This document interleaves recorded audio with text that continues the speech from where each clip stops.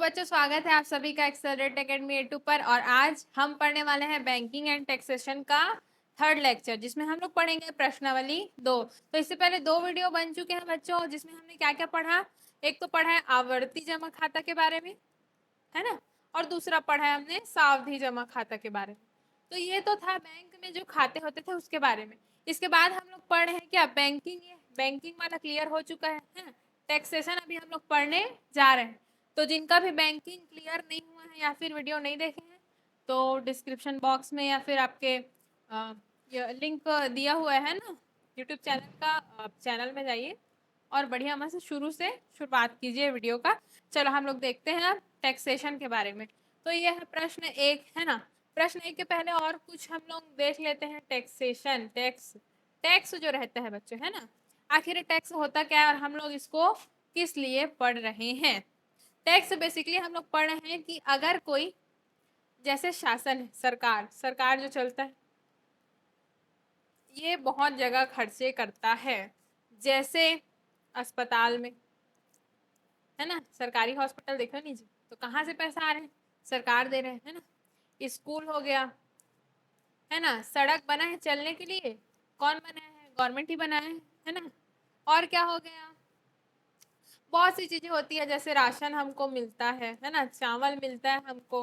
तो इस प्रकार का बिजली का जो सुविधा है ना, बिजली लिख सकते हैं यहाँ पे, बिजली की जो सुविधाएं हैं, सरकार हमको क्या करती है, बहुत सारी सुविधाएं प्रदान करती है। इसके अलावा एक होता है सरकारी नौकरी। क्या होता है जी, सरकारी नौकरी। इसको थोड़ा छोटा कर देते हैं तब तक, इसका बात हम लोग बाद में करेंगे। अब ये सरकारी नौकरी में हम क्या करते हैं, काम करते हैं। कोई भी सरकारी नौकरी में तो हमको पैसा देती है सरकार, क्या देती है हमको, पैसा देती है, वेतन देती है ना। तो वो कहाँ से देती है, और उसके पास इतना सारा खर्चा करने के लिए पैसा आखिर आता कहाँ से है। तो ये सब पैसा आता है बच्चों सरकार के पास कहाँ से, टैक्स से, है ना। तो इसको मिटा देती हूँ मैं।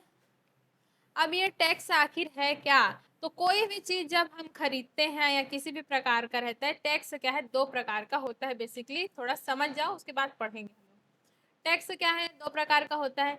एक तो होता है क्या, डायरेक्ट, डायरेक्ट, है ना, और एक होता है इनडायरेक्ट। डायरेक्ट टैक्स में क्या होता है, जैसे हम दुकान गए, अब बिस्किट ले लिए, बिस्किट ले लिए, या फिर क्या ले लिए, लेस ले लिए, है ना, कुछ भी ले लिए दुकान से। तो ऐसा चीज वस्तु है ना, वस्तु जो रहता है उसमें ऑलरेडी जो टैक्स है वो जुड़ा रहता है। जैसे अगर 5 रुपए का बिस्किट का पैकेट लिए, तो उसमें क्या है, अगर 50 पैसा है ना, 50 पैसा क्या है, टैक्स के रूप में गवर्नमेंट को जाता है। तो एक बिस्किट के पैकेट में 4 रुपए 50 पैसा किसको जाएगा, जो उसका मालिक है उसको, और 50 पैसा किसको जाएगा, गवर्नमेंट को। तो ये क्या करते हैं, जब बिस्किट को बनाया जाता है तो उसका जो सेलर रहता है वो टैक्स पे पहले से कर चुका होता है, और इधर से बिस्किट का दाम बढ़ा के वो पैसा वसूल लेते हैं ना। ये तो हो गया डायरेक्ट टैक्स। ये कब कब लगता है, कोई भी वस्तु आप लोग खरीदते हो सब में जो टैक्स है वो जुड़ा रहता है ना पैसे में, तो इधर से सरकार को पैसा अच्छा खासा मिल जाता है। उसके बाद आता है मेन मुद्दा जिसको हम लोग पढ़ेंगे, ये क्या है, इनडायरेक्ट टैक्स। इनडायरेक्ट टैक्स किसमें लगता है बच्चों, वेतन, बचत में, है ना, पैसे, पैसे का जो बचत रहता है ना, बचत, बचा हुआ जो राशि रहता है, बची हुई राशि, बची हुई राशि, बची हुई राशि रहता है बच्चों, उसमें क्या लगता है, कर लगता है। और उसी कर को क्या बोलते हैं, इनडायरेक्ट टैक्स। और इससे जाता है सरकार को बहुत सारा मोटा रकम, और जिससे क्या होता है, हमारा जो बहुत सारी सुविधाएं हैं वो सरकार मुहैया कराती है, सरकार जो है उपलब्ध कराती है। ठीक है, अब ये जो बची हुई राशि है ना, उसमें भी ऐसा होता है कि भैया बचा हुआ राशि को अगर टैक्स में दे देंगे तो हमारे पास क्या रहेगा, बचत के लिए हम लोग क्या करेंगे। तो उसमें क्या होता है बच्चों, एक स्लैब होता है ना, स्लैब किसे, जैसे क्वेश्चन में आप लोग देख लो। चलो अब क्वेश्चन देखते हैं हम लोग।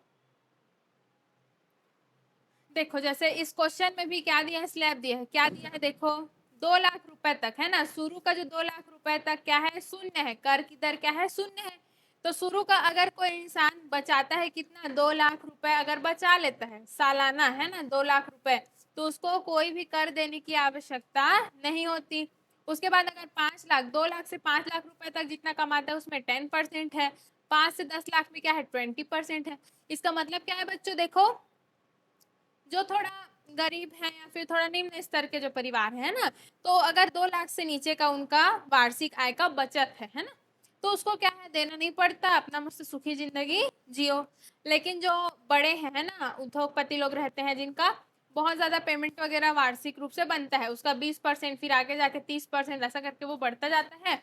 और इससे क्या होता है, सरकार को बेनिफिट अच्छा खासा होता है, जिससे क्या होता है, हमारा बहुत सारा सुविधाएं जो है सरकार मुहैया कराती है।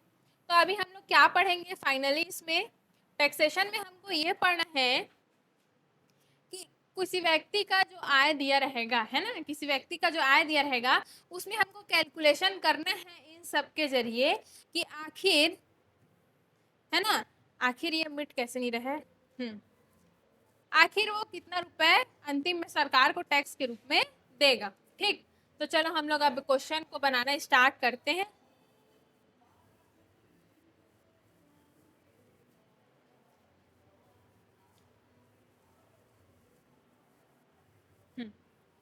तो चलो बच्चों, क्वेश्चन मैं पढ़ रही हूँ, आप लोग एक बार ध्यान से सुनना, इसको थोड़ा बड़ा कर देती हूँ, है ना।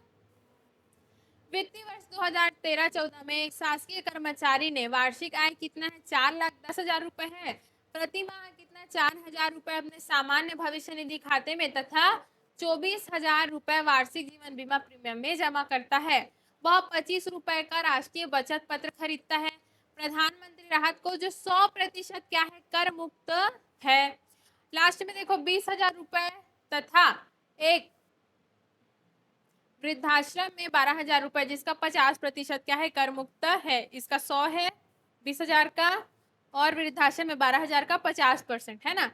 उसके द्वारा वर्ष के अंत में देय आयकर की गणना कीजिए। सभी बचत 1 लाख रुपए तक कर मुक्त है। मतलब जो बचाएंगे, है ना, ऐसा नहीं है कि बचाने के लिए नियम बना है तो सब पैसे को इधर उधर इन्वेस्ट कर दो और बोलो कि मेरा तो सब पैसा इन्वेस्टमेंट में ही निकल गया। ऐसा भी नहीं रहता है ना, नियम रहता है, एक लिमिट, जैसे इसमें दिया है कितना, 1 लाख रुपए, तो जितना लिमिट दिया रहता है ना, उतने में ही आप बचत कर सकते हो, और बाकी आप जितना भी बचत करना है कर सकते हो, लेकिन टैक्स तो है भैया, देना पड़ेगा। ठीक, तो यहाँ से हम लोग चलो शुरुआत करते हैं क्वेश्चन का। वार्षिक आय, है ना, शासकीय कर्मचारी की, तो दिया है। सबसे पहला पॉइंट जो रहेगा हमारा वो है वार्षिक आय, उसी पे तो लगेगा टैक्स। वार्षिक आय, वार्षिक आय क्या दिया है, 4,10,000 रुपए। ठीक, अब दूसरा देखो, वो क्या करता है, 4,000 रुपए सामान्य भविष्य निधि में। अब सबसे पहले जो कर मुक्त वाला है ना, कर मुक्त राशि को पहले देख लेते हैं सेकंड पार्ट में। कर मुक्त राशि, तो कर मुक्त राशि में पहला जो है राष्ट्रीय बचत पत्र खरीदा है ना, राष्ट्रीय बचत पत्र कितने का खरीदा भैया, 20,000 रुपए का, जो 100% टैक्स फ्री है, तो इसका पूरा हो गया क्या, 20,000। और दूसरा क्या खरीदा है वो, 12,000 रुपए वृद्धाश्रम में दिया है ना, वृद्धाश्रम में कितना, 12,000, तो 12,000 का कितना, 50% टैक्स फ्री है ना, तो 50% का टैक्स लगेगा। तो यहाँ पर हो गया ये 12,000 का 50%, तो 0 0 कट गया, इधर से एक 0 कट गया, तो 12 पंचे कितना, 60, और 2 0 लगा दो, मतलब 6,000 रुपए। तो टोटल टोटल कितना हुआ मुक्त राशि, टोटल कुल मुक्त राशि, कुल मुक्त राशि यहाँ से निकल गया बच्चों 26,000 रुपए। ठीक है, 26,000 निकल गया।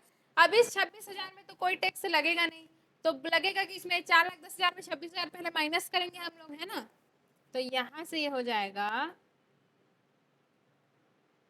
तीसरा पॉइंट, है ना, तीसरा पॉइंट क्या हो जाएगा, कर योग्य राशि, शेष आय लिख देते हैं इसको, तीसरा पॉइंट को शेष आय। शेष आय यहाँ पर क्या हो जाएगा, देखो तो कितना, 4,10,000 था, माइनस कितना करेंगे, 26,000। ठीक, 0 0 0, 10 में 6 गया 4, अब ये क्या बचा, 9, 9 में 2 गया 7, और ये 3,74,000 रुपए शेष आया हुआ। चौथा पॉइंट देखो बच्चों, चौथा पॉइंट जो बचत किया है ना, ये बचत है ना, आखिर वो बचत क्या क्या किया है। तो पहला तो वो क्या किया है, देखो बच्चों प्रश्न में 4,000 रुपए सामान्य भविष्य निधि खाते में, अच्छा मंथली प्रति माह सामान्य भविष्य निधि है ना, सामान्य भविष्य निधि में क्या किया है, 4,000 रुपए 12 माह तक किया, तो 48,000 लिख दूं क्या, चलो 4,000 गुणित 12 लिख देती हूँ, 4,000 गुणित 12 बराबर ये हो गया 48,000। दूसरा क्या किया है वो, 24,000 रुपए वार्षिक जीवन बीमा प्रीमियम, तो जीवन बीमा प्रीमियम, जीवन बीमा प्रीमियम कितना पटाया है वो, 24,000 रुपए।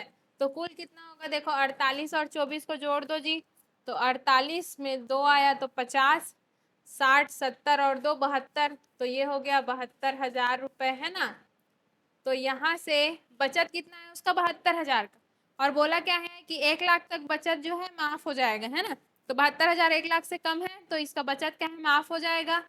तो कर योग्य राशि कौन सा नंबर आएगा, 5वां है ना, कर योग्य राशि, कर योग्य राशि क्या हो जाएगा, 3,84,000 माइनस क्या होगा, 72,000 रुपए। ठीक, तो 0 0 0, 4 में 2 गया 2 बचेगा, और 8 में कितना गया 7, तो 1 बचेगा, और ये 3,12,000 रुपए है ना, कर योग्य राशि। अब देखो क्या बोलता है बच्चों, शुरुआत में छठवा नंबर का पॉइंट क्या हो जाएगा, शुरू का 2 लाख का कितना परसेंट, 0% है ना, तो यहाँ पर आ जाएगा पहला पॉइंट हो जाएगा 2 लाख रुपए तक 0%, तो 2 लाख रुपए तक तो इसका कोई कर नहीं लगेगा। इसके बाद दूसरा पॉइंट देखो यहाँ पर 3,12,000 माइनस 2 लाख,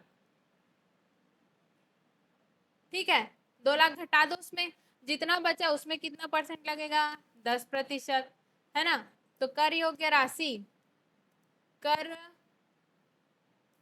योग्य राशि कितना हो जाएगा, माइनस कर दो, 1,12,000 होगा, 3,12,000 में 2 लाख घटा दो तो कितना आएगा, 1,12,000, 1,12,000 का कितना परसेंट, 10%, तो 1 0 कटा 1 0 कटा 1 0 इधर 1 0 इधर, तो कितना कितना हुआ, 11,200 रुपए।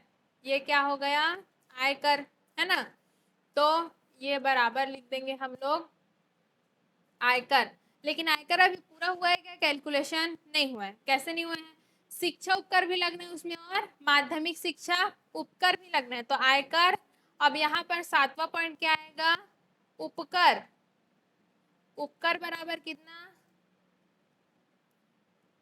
शिक्षा प्लस उच्च शिक्षा है ना, तो यहाँ से 1% पहले 2% है ना, बराबर क्या हो जाएगा यहाँ पर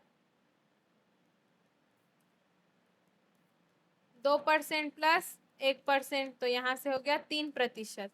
किसका 3%, आयकर का 3% है ना, तो यहाँ से निकाल देंगे 11,200 का 3%, तो 2 0 2 0 कटा जी, 3 दूनी 6, 3 एकम 3, 3 एकम 3, 336 रुपए। तो कुल देकर उसका क्या हो जाएगा बच्चों, देखो कुल देकर, कुल देकर बराबर आयकर धन उपकर। उपकर क्या है, ये वाला है ना जो हम अभी हम लोग ना किसमें निकाले, आयकर में, उसको जोड़ देना है। आयकर क्या था 11,200 रुपये, उपकर कितना है 336 रुपये। तो यहाँ से कुल देय कर क्या हो जाएगा 200 है तो 11,536 रुपये। ठीक है बच्चों, तो इस प्रकार से हमारा जो है कुल देय कर निकल गया। इस प्रकार से हमको क्या करना है स्टेप बाय स्टेप कैलकुलेशन करते चलना है। चलो इसको जल्दी से आप उतार लो जी कॉपी में।